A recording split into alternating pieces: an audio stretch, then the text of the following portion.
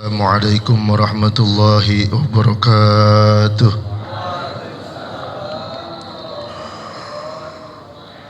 Ya Rabbi bil Mustafa balligh maqasidana waghfir lana ma madha ya wasi'al karami ya Rabb.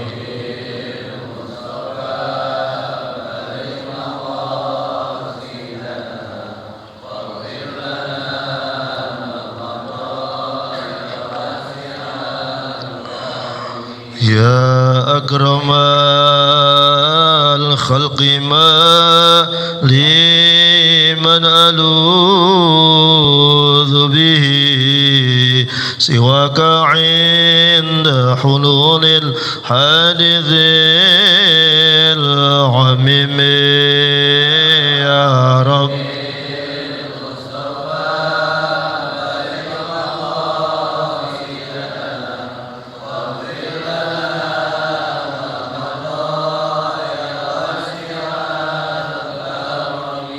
هو الحبيب الذي ترجى شفاعته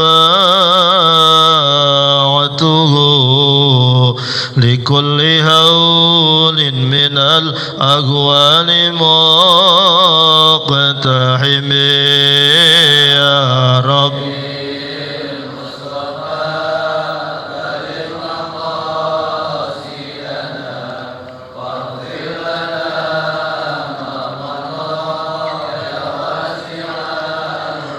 واغفر إلهي لكل المسلمين بما يتلون في المسجد الأقصى وفي الحرم يا رب.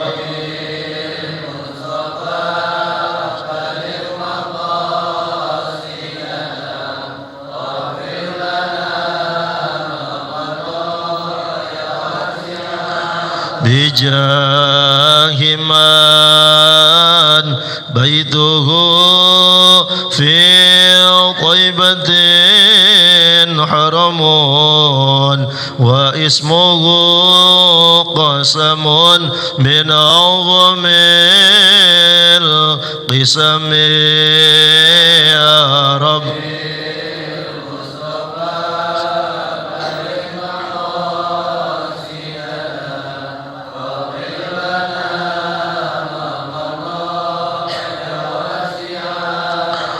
ثم الرضا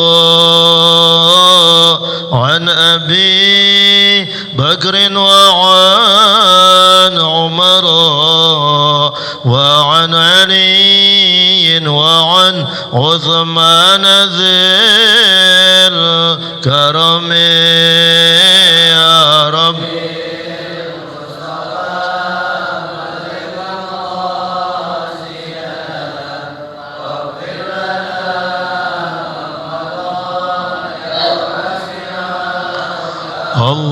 اللهم صل وسلم وبارك عليه وعلى آله.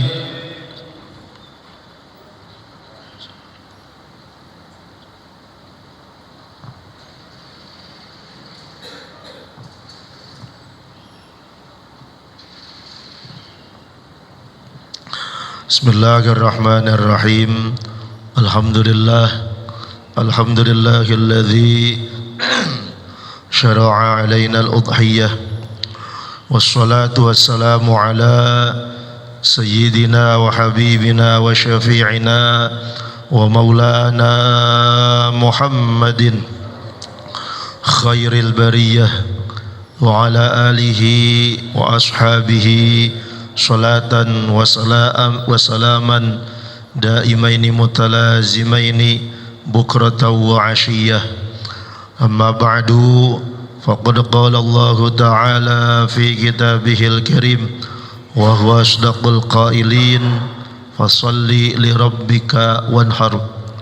Wa qala an-nabiy sallallahu alaihi وعلى آله وصحبه وسلم. كل معروف صدقة. وقال سلام قولا من رب رحيم. سلام قولا من رب رحيم.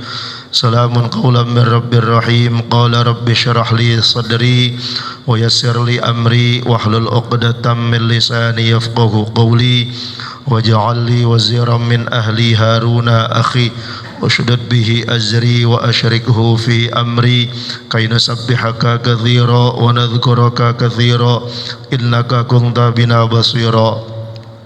يا جميل يا بديع السماوات والأرض يا ذا الجلال والإكرام جملني بالفصاحة والبلاغة والبراعة واحلل عقدة من لساني يفقه قولي برأفة رحمة رقتي ثم تلين قلوبهم وجلودهم إلى ذكر الله وأدم علي يا باسط يا فتاح بهجة مسرتي رب اشرح لي صدري ويسر لي أمري بلطائف عواطفي ألم نشرح لك صدرك وبأشائر بشائر يومئذ يفرح المؤمنون بنصر الله. صدق الله العظيم والحمد لله رب العالمين. Al-Mukarramun, Al-Muhdaramun, para alim ulama, para tokoh masyarakat, bil khusus yang kita hormati Ketua Dewan Kemakmuran Masjid Jami Al-Barkah Bapak Haji Rojali dan segenap jajaran pengurus lainnya, guru kita Al-Ustaz Abdurrahman dan segenap para orang tua yang hadir pada pagi hari ini. Mudah-mudahan dan seluruh jamaah, bapak-bapak, ibu-ibu yang hadir pada pagi hari ini, mudah-mudahan beliau-beliau dan kita semua sehat walafiat dalam lindungan Allah Subhanahu wa taala. Panjangkan umur kita dalam taat ibadah kepada Allah Subhanahu wa taala, qabul segala doa dan hajat-hajat kita, disembuhkan segala penyakit kita, dijadikan diri kita, anak cucu keturunan kita menjadi orang-orang soleh, menjadi ahli ibadah, diberikan kepada kita dan mereka rizki yang banyak, rizki yang halal, rizki yang barokah, rizki yang melimpah, rizki yang makin mendekatkan hati nurani kita kepada Allah Subhanahu wa taala.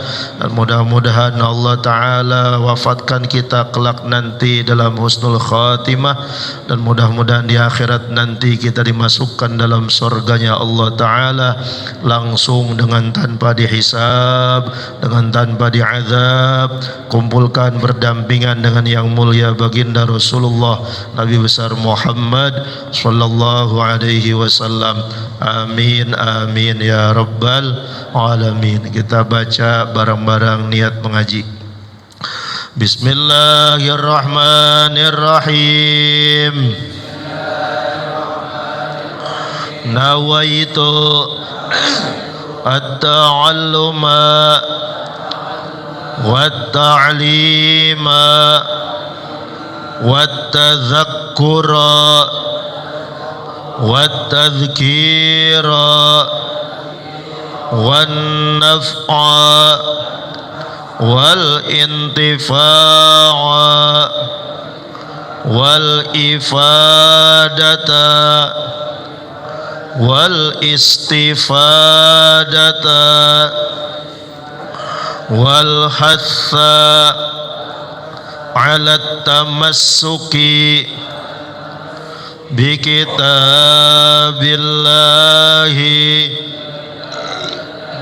wa sunnati rasulihi sallallahu alaihi wasallam wa du'a ilal huda wa dilalata alal khairi ibtigha'a wajhillahi wa mardatihi wa qurbihi wa hubbihi wa thawabihil azim. wa sallallahu ala sayyidina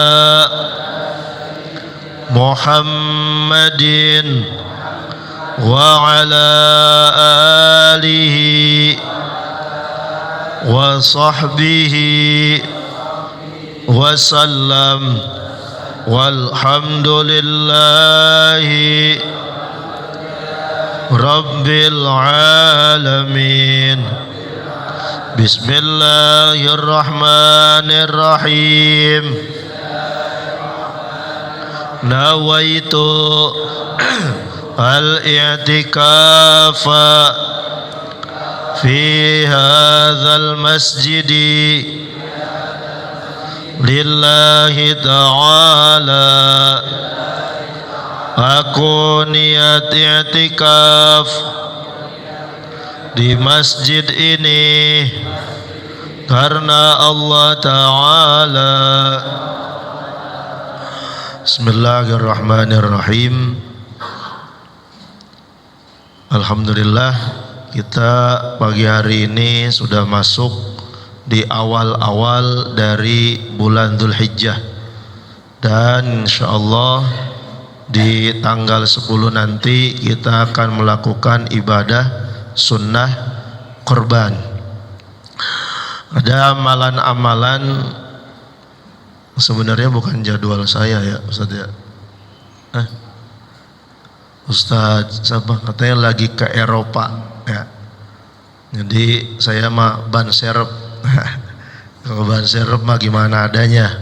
Mohon maaf kalau nanti ada yang kurang pas ataupun kurang mantep.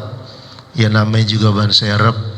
Ntar juga kalau udah nyampe bengkel mah ganti ban yang asli gitu ya.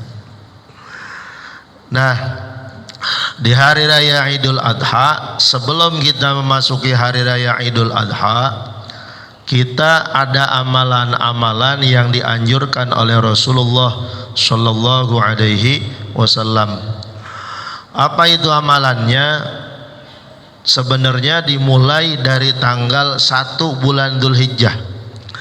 Jadi bulan Dzulhijjah ini awal dari tanggal 1 adalah malam-malam yang mulia, yang bahasa dalam Al-Quran walayalin ashar. Dan aku bersumpah, waw qasam. Ya, waw qasam menyimpan huruf qasam atau menyimpan fil qasam. Aqsamtu, aku bersumpah demi malam-malam yang 10. Para ulama ahli tafsir mengatakan malam 10 ini adalah 10 malam pertama bulan Dzulhijjah. Makanya di 10 malam ini ada amalan yang kita baca, diajarkan dalam kitab Kanzun Najah was Surur. La ilaha illallah adadal ayyami wasyuhur. La ilaha illallah adadal layali wad duhur. La ilaha illallah adadal ayyami wasyuhur, dan seterusnya. Maka kalau memang kita nggak bisa ngerjain dari awal, minimal di tanggal 8 atau tanggal 9 kita melakukan ibadah puasa, yang mana puasa itu dikasih ganjaran oleh baginda Nabi. Kata Nabi, orang yang puasa di hari tersebut akan menghapus as-sanatal madiyata, dosa-dosa kesalahan-kesalahan dia selama 1 tahun ke belakang, full 1 tahun. Wassanatal qadimah, dan 1 tahun yang akan datang. Berarti puasa di hari itu ngapus dosa selama berapa tahun? 2 tahun. 1 tahun ke belakang sama 1 tahun yang akan datang. Kira-kira kalau udah dengar pahalanya kayak begitu, bakalan mau ngerjain apa kagak? Iya, emang kagak di mana-mana. Yang di sono juga kalau tanya mau ngerjain apa kagak, jawabnya insya Allah begitu. Nah, puasa hari apa itu? Kata baginda Nabi, puasanya adalah Yaumu Arafah, puasa di hari Arafah. Hari Arafah itu kapan? Hari Arafah itu jatuhnya tanggal 9 bulan Zulhijjah. Kita lebaran kapan? Jumat. Kalau kita lebaran Jumat tanggal 10, berarti tanggal 9-nya adalah hari Kamis. Berarti kita puasa. Kalau kita kepengen dapat pahala ampunan dosa 2 tahun, 1 tahun yang udah lewat sama 1 tahun yang akan datang, maka kita di hari Kamis besok puasa ya. Puasa apa namanya? Puasa Arafah. Nah, kata ulama begini, idza tafaqal amalani walam yakhtalif ahaduhuma minal akhar. Kalau ada 2 amalan bergabung dalam satu waktu, terus amalan itu nggak beda esensinya ya. Esensinya apa ada? Ya saya mah lagi ngatai, nggak tahu artinya. Dan nggak beda tujuannya. Esensi apa artinya? Nggak beda tujuannya. Walam yaktalib mah ahaduhuma alal akhar. Kata ulama qaid fiqhiyah mengatakan dakhala ahaduhuma fil akhar. Bisa masuk, bisa dikerjain secara bersamaan. Bagaimana maksudnya? Berarti kita hari Arafah itu puasanya 1 hari, tapi di situ ada 2 amalan. Amalan apa aja? 1, puasa hari Arafah. 2, harinya bertepatan nama hari Kamis. Berarti kata ulama, walaupun itu puasanya ada 2, tapi harinya bareng, boleh kita niatin puasa di hari tersebut dengan 2 niat puasa. 1 niat puasa hari Arafah, 2 niat puasa hari Kamis. Jadi ngerjain puasanya 1 hari, tapi dapat pahalanya 2. Ngerjain puasa 1 hari dapat pahala 2. Enak gak tuh? Beli modal 5 juta tapi dapat 2 motor PCX sama NMAX. Enak gak? Enak ya. Nah, karena itu puasa 2 hari, tergantung niatnya. Kalau dia niatin puasa hari Arafah doang, dapat hari Arafah. Tapi kalau dia gabung, saya niat puasa, kalau dia niat puasa hari Kamis doang, cuma dapat pahala puasa hari Kamis.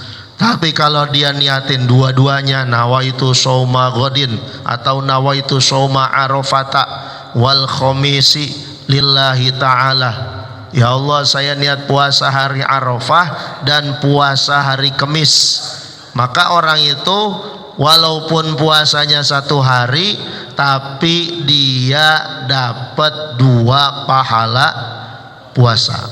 Pengen dapat 1 apa dapat 2? Pengen dapat 1 apa dapat 2? Nanti Idul Adha pengen dapat 1 kantong apa 2 kantong?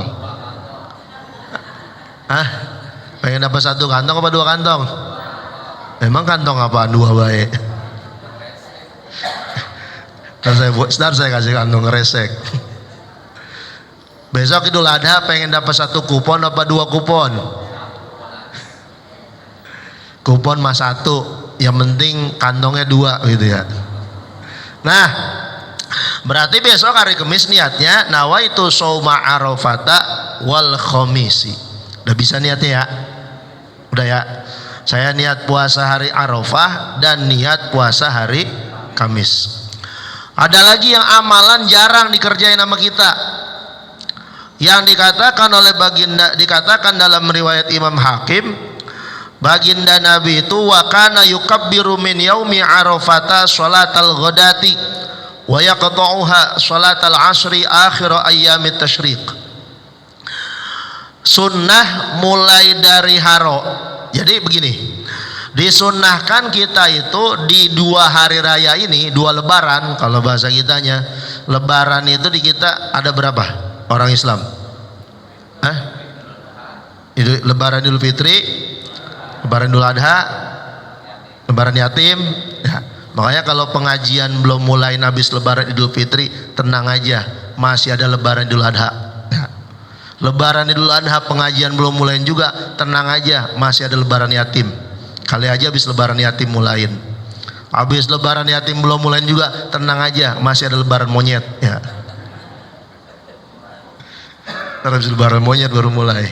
Nah, maka di hari raya 2 Lebaran ini kita disunahin takbir. Takbir itu Allahu Akbar, Allahu Akbar, Allahu Akbar, La ilaha illallah, Wallahu Akbar, Allahu Akbar, walillahil hamd. Katanya saya segitu aja. Kalau dilanjutin takut yang mati pada pulang, katanya begitu. Ya. Nah, kalau Idul Fitri model macam takbirnya cuma satu. Kapan itu? Min ghurubi syamsi akhir Ramadan, ketika waktu matahari tenggelam atau terbenam pada hari terakhir bulan Ramadan. Beduk menggerib sampai ila ayyadakhulal imamu fis shalah, sampai imam ngerjain sholat. Takbir tuh terus-terusan, Allahu Akbar, di jalan takbiran, di motor takbir, di masjid apalagi, di musola, di rumah, sambil duduk, sambil berdiri, sambil rebahan, begitu dikerjain, diajarinnya. Kalau takbiran hari raya Idul Fitri. Kalau Idul Adha modelnya ada macam-macam. Satu model kayak Idul Fitri, takbir mulai dari abis maghrib sampai imam mulai ngerjain sholat. Itu macamnya. Berarti besok malam Jumat langsung Allahu Akbar, Allahu Akbar, Allahu Akbar, terus sampai imam ngerjain sholat. Sama tuh antara Idul Fitri dengan takbiran Idul Adha. Biasanya kalau itu sip-sipan, kalau sip abis maghrib sampai jam 8:30 itu sipnya bocah-bocah halus, ya, anak kecil. Tar 8:30 sampai jam 12 kalau Idul Fitri itu sipnya orang tua, bapak-bapak. Tar jam 1 sampai magiin sampai subuh biasanya anak muda. Idul Adha juga begitu, dari maghrib sampai isya bocah halus, anak kecil. Tar dari isya sampai jam 12 siapa? Bapak-bapak. Tar dari jam 1 sampai magiin sampai subuh biasanya kalau Idul Adha bukan anak muda, YouTube biasanya, ya. Itu kan, iya, sampai itu nyetel YouTube lupa matiin ininya, akhirnya di speaker masjid kedengeran begini, Sopi COD, ada iklannya.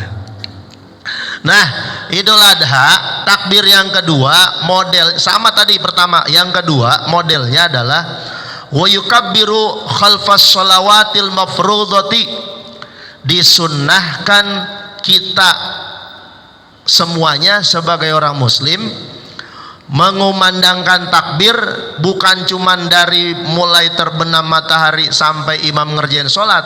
Model yang kedua adalah mengumandangkan takbir setiap selesai sholat, ya, setiap selesai sholat wajib.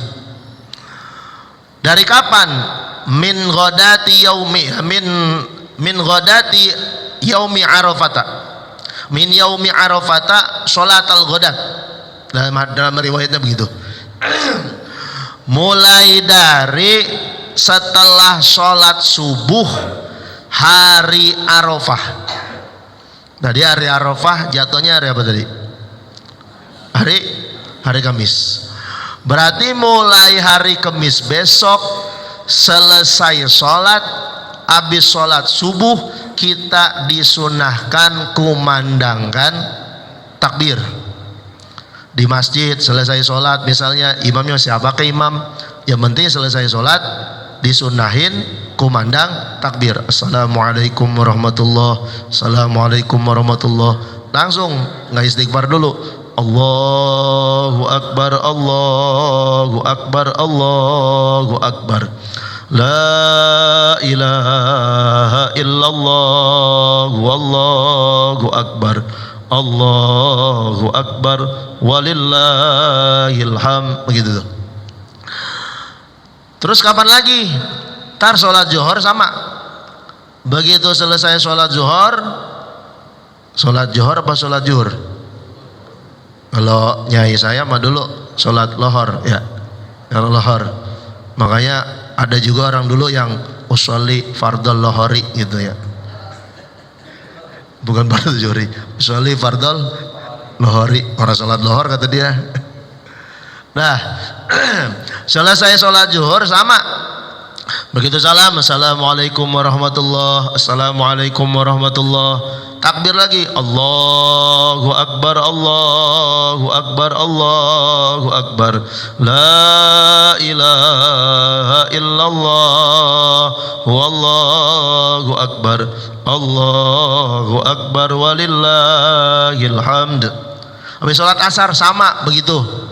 Terus sholat maghrib, apalagi sholat maghrib mah itu malam takbiran. Sholat isya sama, sholat subuh sama, besoknya pas habis sholat Jumat juga sama. Setiap selesai ngerjain sholat disunahin kita kumandang takbir. Sampai kapan ini kumandang takbir?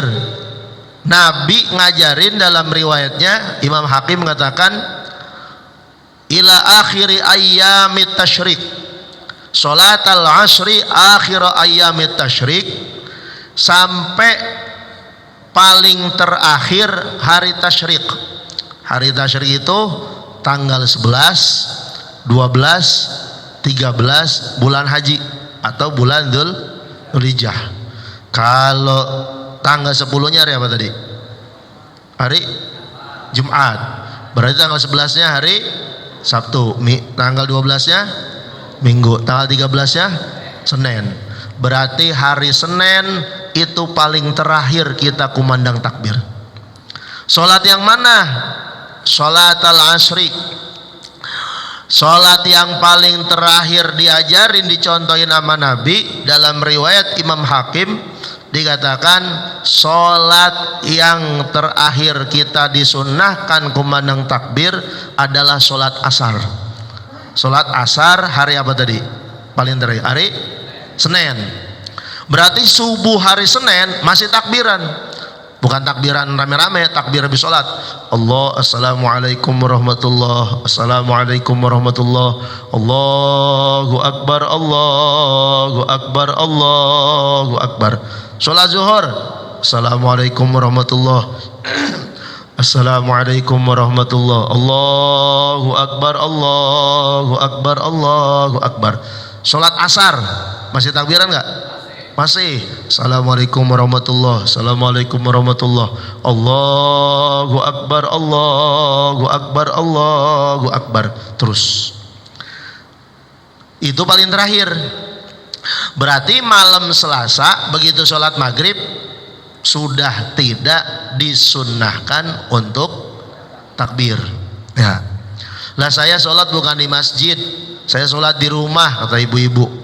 Atau kata orang kantor, saya pulang dari kantor sampai rumah jam 5, gak kebagian sholat berjamaah di masjid. Saya sholatnya sendiri. Mau sholat sendiri, mau sholat berjamaah, kalau itu masih waktunya disunnahkan kumandang takbir, kita sunnah kumandang takbir. Berarti umpamanya hari Kamis mulai takbir tadi, sholat subuh hari Kamis. Umpamanya sholat subuh di masjid dia ketinggalan, sholat di rumah jam 5 selesai sholat subuh dia sholat sendiri atau berjamaah sama keluarganya. Begitu salam assalamualaikum warahmatullah, assalamualaikum warahmatullah, walaupun dia sholat sendiri di rumah, dia tetap sunnah kumandang takbir. Atau hari Senin dia pulang kantor sampai rumah jam 5:30, belum sholat asar. Selesai sholat asar 5:30, assalamualaikum warahmatullah, assalamualaikum warahmatullah. Sunnah nggak kumandang takbir? Sunnah, karena masih hari tasyrik. Hari Sabtu karena kecapean habis motong korban, sholat subuh bukan di masjid, bukan juga jam 4:30, jam 5 di rumah, tapi sholat subuh kesiangan jam 9 di rumah. Ceritanya kecapean motong daging, ngerubuhin sapi, gerubuh-rubuh, udah kekeselan dia, kesiangan. Sholat subuh hari Sabtu jam 9. Sholat subuh sholat wajib atau sholat sunnah? Wajib. Sholat subuhnya hari Sabtu bukan jam 4:30 tapi jam 9. Itu berarti habis sholat subuh jam 9 hari Sabtu, sunnah nggak kumandang takbir? Sunnah, walaupun sholat subuhnya ke siangan, cuman jangan kencang-kencang ya. Kalau kencang-kencang tandain sama tetangga, subuh kesiangan gitu. Nah, terus kapan lagi kita disunahkan kumandang takbir? Dalam kitab Fathul Mu'in dikatakan idza ra'al bahimata atau hayawanal udhiyah. Kalau dia sunnah kumandang takbir, satu, habis begitu terbenam matahari sampai matahari terbit, sampai imam sholat. Dua, setiap selesai sholat. Termasuk sholat yang disunahkan kumandang takbir, termasuk juga sholat jenazah. Sholat jenazah sunnah apa wajib? Jenazah sunnah apa wajib? Fardu kifayah. Berarti kalau fardu kifayah sunnah apa wajib? Nah, berarti setiap kalau ada sholat jenazah juga disunahin kumandang takbir habis sholat jenazah tuh ya. Tapi takbirnya takbir biasa, bukan takbir di pala jenazah. Terus jenazah ditompo sama dia begini lagi, Allahu Akbar gitu. Itu. Yang ketiga, idza ra'al bahimah. Kata ulama disunahin kumandang takbir kalau dia ngelihat hewan kurban. Hewan kurban potong nih. Atau ada orang nuntun pakai tambang kambing dituntun. Nanya, "Bang, apa nih itu?" Kambing. Udah tahu kambing makin nanya begitu ya. Iya, kambing apaan? Kambing buat sunnah korban. Oh, sunnah korban. Kata ulama, kalau dia ngelihat kambing juga disunahin kumandang takbir. Berarti kalau lihat kambing korban, Allahu Akbar, Allahu Akbar, Allahu Akbar. Itu. Ya. Setiap kita ngelihat kambing korban, kita disunahkan kumandang takbir. Mulai dari tanggal 1 sampai nanti hewan kurbannya dipotong. Kapan lagi? Idza sami'a sautaha, atau kalau dia dengar suaranya, dengar suara kambing lagi rebahan di rumah, dia emang nyancang kambing di samping rumahnya, kambing dibeli sengaja buat korban sunnah, dengar suaranya gitu. Dengar suara kambing, kata ulama disunahkan kumandang Allahu Akbar, Allahu Akbar, Allahu Akbar. Beres takbir, dia mau tidur, dengar lagi suaranya, takbir lagi, Allahu Akbar, Allahu Akbar, Allah. Beres takbir, dia baru merem, dengar lagi, kata dia begini, udah apa mbe, gua capek kagak tidur. Nah, jadi kalau kita dengar suara kambing atau sapi, kita disunahkan kumandang takbir. Maka waktu kita motong tuh kan diiringin takbir, Allahu Akbar, Allahu Akbar, Allahu Akbar. Dengar suara kambing, ngelihat kambingnya tuh, ngelihat kambingnya kita disunahin kumandang takbir. Nah, udah berapa tuh? Sunah takbir, puasa hari Arafah, niatnya digabung sama puasa hari Kamis. Terus takbir Idul Adha 3 macam. Berapa macam? 1 sama kayak Idul Fitri. 2 setiap selesai sholat wajib. Terus 3 kalau ngelihat kambing. 4 kalau dengar suara kambing. Lah ini laki saya suaranya kayak kambing. Apa kalau saya dengar suara suami saya kudu takbir? Ya jangan, orang itu mah suami bukan kambing.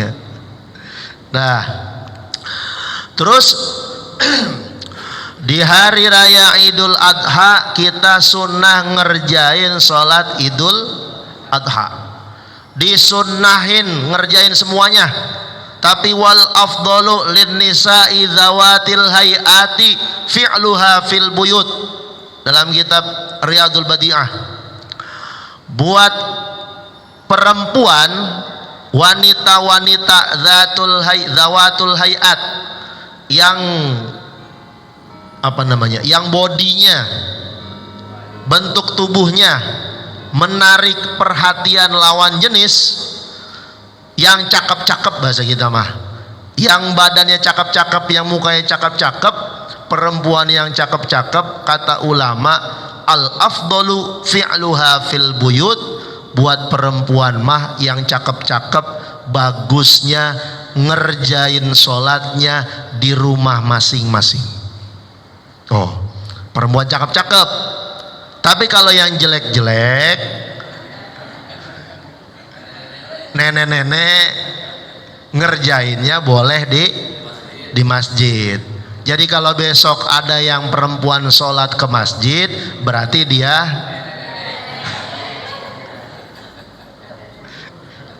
bukan saya ngomong, udah pada ngaku sendiri ya. Makanya dulu begini, dan di daerah-daerah biasanya perempuan itu kalau ngerjain sholat, mereka punya tempat sholat khusus ya. Ibu-ibu ngadain terawih sendiri khusus, ngadain sholat id dia khusus sendiri. Kenapa? Karena kalau jamaahnya khusus ibu-ibu, umpamanya dia wudhu terus kerudung atau jilbabnya dibuka, rambutnya kan aurat, dilihatnya kalau dia khusus jamaah perempuan cuman dilihat sama perempuan. Tapi kalau dia sholatnya umpamanya campur sama tempat laki-laki, dia kudu punya tempat wudhu khusus. Kayak masjid sini nih, tempat wudhunya khusus. Jadi perempuan leluasa kalau mengusap rambut, mau basuh muka dan lain sebagainya gitu. Tapi kalau seandainya begini, perempuan ngadain sholat khusus Idul Fitri, maka perempuan itu boleh dan lebih bagus. Cuman kalau dia khusus perempuan, dia ngerjain sholat Idul Fitri khusus perempuan mah selesai sholat nggak ada khutbah Idul Fitri atau Idul Adha. Kalau mau ada khotibnya, yang jadi khotibnya bukan perempuan, yang jadi khotib itu adalah laki-laki. Sebab yang berhak dan diatur sama agama untuk menjadi khotib cuma laki-laki, perempuan nggak boleh jadi khotib. Kalau perempuan boleh jadi khotib, nanti bisa jadi di masjid-masjid kita perempuan jadi khotib Jumat. Kalau perempuan jadi khotib Jumat, apalagi perempuannya masih umur 19-18 tahun, saya mau daftar jadi makmum barisan paling depan. Maka kalau perempuan sholat dia khusus jamaah perempuan, berarti dia nggak ada khutbah. Ada laki-laki dia tugas jaga di komplek misalnya atau di kantor, biasanya turun jaga atau selesai shift jaga keamanannya jam berapa tuh? Jam 7 pagi, shift tukeran tuh, yang baru datang jam 7, yang jaga malam pulang jam 7, sampai rumah jam 9. Keburu nggak ngerjain sholat Idul Adha? Masih kebagian nggak sholat Idul Adha jam 9 di masjid? Agak. Tapi boleh nggak ngerjain sholat Idul Adha sendiri? Boleh.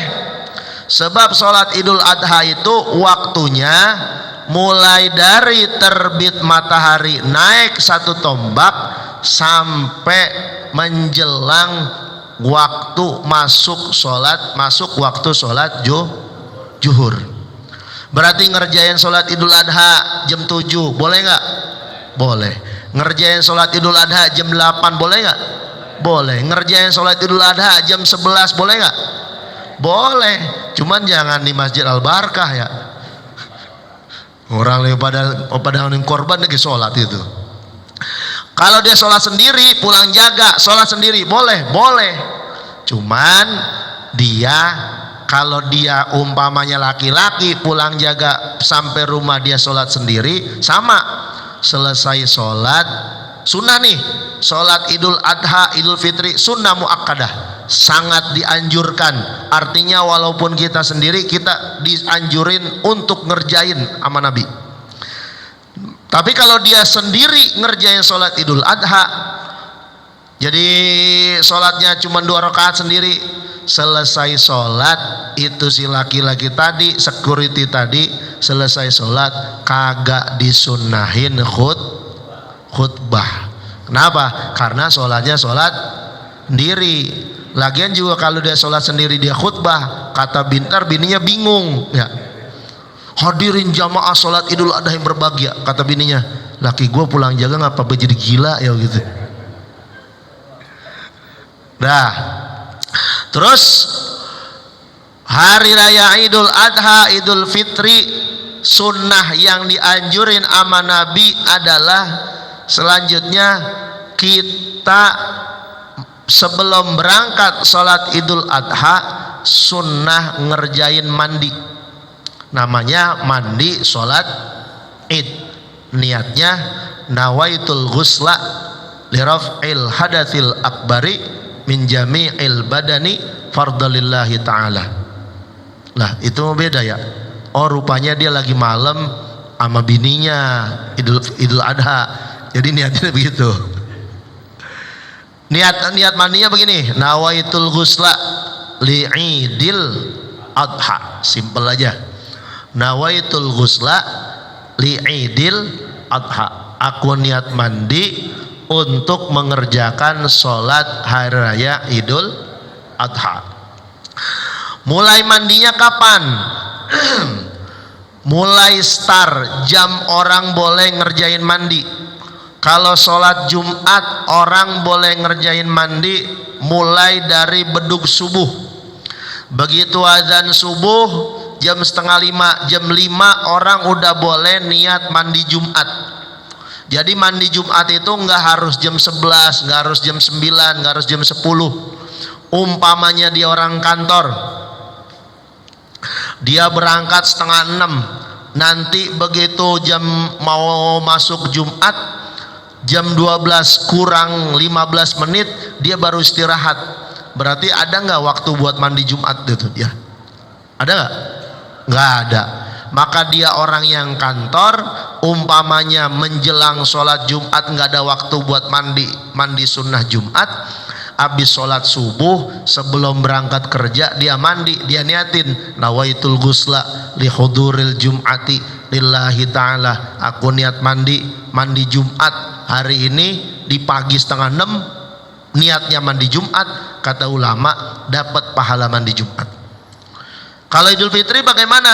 Kalau Idul Fitri mulai boleh mandinya min nisfil lail.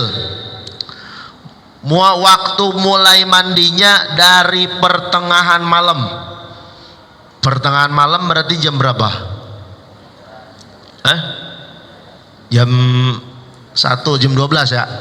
Jam 12. Itu dari jam 12 malam, jam 1 malam orang yang mau ngerjain sholat Idul Adha dia udah boleh mandi. Jadi bukan cuma habis sholat subuh. Kalau habis sholat subuh kamar mandi cuma 1, di rumah yang mandi ada 10. Kira-kira keburu apa kagak? Antri kagak? Iya kalau mandi doang. Kalau dia buang hajat sekalian ya, bakal ngantri. Maka kata ulama mandinya boleh dari pertengahan malam. Cuman mandi tengah malam jam 1 jangan pakai ngawurin kembang 7 rupa ya. Ngawurin kembang 7 rupa lagi. Tuh, jadi tengah malam kita mandi. Nah paginya begitu kita mau sholat, berangkat sholat Idul Adha, sunnahnya kalau Idul Fitri mah kita mau berangkat sholat disunnahin sebelum berangkat sholat, dari mulai habis subuh sampai kita ngerjain sholat Idul Fitri, sunnahnya kita makan. Sebelum berangkat sholat sunnah makan. Cuma nama ulama sama Nabi diajarin makannya korma. Nah, orang kita benar-benar kata gurunya sebelum berangkat sholat makan, bener dia nyendok ketupat, opor ayam, lupa satenya, kerupuknya sepiring mentung, semurnya. Kata tanya bininya, mau ngapain bang? Sunnah makan. Begitu sunnah makan, begitu sembahyang id atop dia ya. Bagaimana kalau Idul Adha? Kalau Idul Adha mah dibalik, karena kita sebelumnya cuman puasa hari Arafah dan hari Tarwiyah tanggal 8, maka Idul Adha mah sebelum berangkat dari mulai habis subuh kita itu disuruhnya untuk puasa, jangan makan, jangan minum ya. Puasa, saya bilang puasa dah, takutnya saya bilang jangan makan jangan minum, ntar ngerokok mah boleh kali begitu ya. Jangan makan jangan minum termasuk ngerokok. Kapan diajarinnya kita bukanya? Kalau ngikutin Nabi mah, Nabi itu sholat Idul Adha khutbah 2 rakaat, terus selesai sholat langsung beliau motong hewan kurban, habis itu dagingnya dimasak, baru makan, batalin puasanya begitu ya. Kalau kita ngikutin begitu, buka puasanya pakai daging korban, puasa dari habis subuh, makanan yang pertama kita makan buat batalin puasa adalah daging korban, berarti kita makan daging korbannya jam berapa itu? Iya, kalau maghrib udah matang, maghrib masih diolahin baru nerima dari panitia. Bisa tengah malam katanya gini, ya begini mau gue bukan puasa habis subuh doang, ini puasa seharian penuh gitu. Maka kalau kita umpamanya kita puasa habis sholat Idul hari raya Idul Adha, boleh dah kita mah makannya begitu pulang sholat hari raya Idul Adha. Terus terakhir udah jam 6 nih, berangkat sholatnya diajarin sama baginda Nabi, cari jalan atau lewatin jalan yang lebih jauh. Cari jalan yang lebih jauh. Abdurrahman nih dari Pulau Gadung, sholatnya di Al-Barkah, jalan langsung belok kiri, kanan dulu portal sono Parang Tengah, Tenabang, alun-alun. Kata ketua DKM, kata Pak Haji, mana sini khotib gitu. Ya jangan jauh-jauh, terkeder lagi ya. Maksudnya cari jalan yang rada jauhan.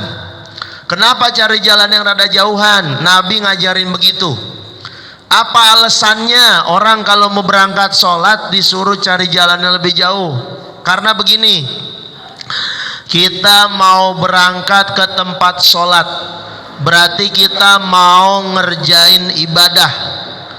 Karena kita mau ngerjain ibadah, maka setiap satu langkah kaki kita dibalas pahala 10 kebaikan, diangkat 10 derajat, terus dihapus dosa-dosa kita.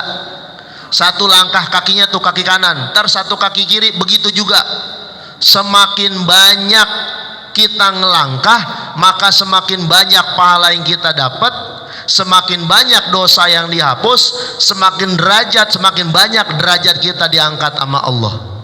Kita pengen banyak dosa kita dihapus apa pengen dikit? Pengen dosa kita dihapusnya banyak apa dikit? Pengen diangkat derajatnya banyak apa dikit? Pengen dikasih pahala banyak apa dikit? Berarti kalau gitu berangkatnya cari jalan yang jauhan apa deketan? Tapi jangan jauh-jauh, keder. Nah, jauhan. Dan jalan pulang sama jalan berangkat diusahain cari jalan yang beda. Pulangnya cari jalan yang lebih dekat. Ya, Pulangnya cari jalan yang lebih, berangkatnya cari jalan yang lebih jauh ya. Tapi saya bilang tadi jangan jauh-jauh, takutnya keder. DKM bingung, ini jamaah udah jam 7 masih sepi aja gitu ya. Pada di mana? Di grup pada nyaut, gue masih OTW gitu.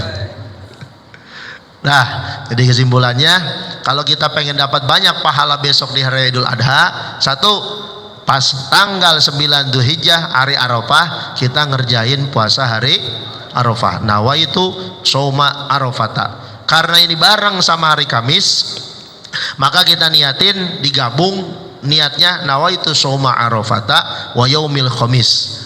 Nah, terus kita disunahin takbir tanggal 8-nya juga sama, puasa hari tarwiyah, nawaitu saumat tarwiyati lillahi ta'ala, ya Allah saya niat puasa hari tarwiyah karena engkau. Nah terus kita sunnah takbir. Kalau Idul Adha ada macam-macamnya. Satu sama kayak Idul Fitri, habis maghrib, sholat maghrib sampai imam ngerjain sholat takbir. Model yang kedua, setiap selesai ngejain sholat wajib. Kapan mulai takbirnya? Kalau habis sholat wajib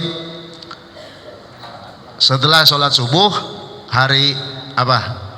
Hari Kamis. Berakhirnya kapan? Kalau besok berakhirnya setelah sholat asar hari Senin ya. Terus kita juga disunahin kalau berangkat sholat Idul Fitri, Idul Adha, sunnah mandi. Mandinya mulai dari pertengahan malam udah boleh mandi. Terus sebelum berangkat kalau Idul Adha kita disunahkan untuk puasa. Terus berangkatnya disunahkan cari jalan yang lebih jauh, pulangnya cari jalan yang lebih dekat. Wallahu a'lam bishawab. Kita baca Fatihah, mudah-mudahan Allah Ta'ala kabul segala doa-doa kita, limpahkan kepada kita, anak cucu keturunan kita barokah sebanyak-banyaknya, dan mudah-mudahan kita senantiasa mendapat ridho dari Allah Subhanahu wa taala. Segala kekurangan, keteledoran ibadah kita diperbaiki oleh Allah taala dan diberi pahala yang berlipat ganda ala hadhihi niyyah wa ala kulli niyyatin shalihah wa ila hadratin nabiyil fatihah. A'udzu billahi minasyaitonir rajim. Bismillahirrahmanirrahim. Alhamdulillahi rabbil alamin. الرحمن الرحيم مالك يوم الدين إياك نعبد وإياك نستعين اهدنا الصراط المستقيم صراط الذين أنعمت عليهم غير المغضوب عليهم ولا الضالين آمين. واعف عنا يا كريم يا أرحم الراحمين ارحمنا يا أرحم الراحمين ارحمنا. اللهم إنا نسألك بحق الفاتحة وبسر الفاتحة وبعظمة الفاتحة شفاعة الفاتحة يا فارج الهم ويا كاشف الغم يا من لعبده يغفر ويرحم دافع البلاء يا الله دافع البلاء يا رحمن دافع البلاء يا رحيم. اللهم انفعنا بما علمتنا وعلمنا ما ينفعنا وارزقنا وأولادنا وذرياتنا علوما فهم النبيين وحفظ المرسلين وإلهام الملائكة المقربين برحمتك يا أرحم الراحمين. وصلى الله على سيدنا مولانا محمد النبي الأمي وعلى آله وصحبه أجمعين والحمد لله رب العالمين. Bidan kurangnya mohon maaf. Wassalamualaikum warahmatullahi wabarakatuh.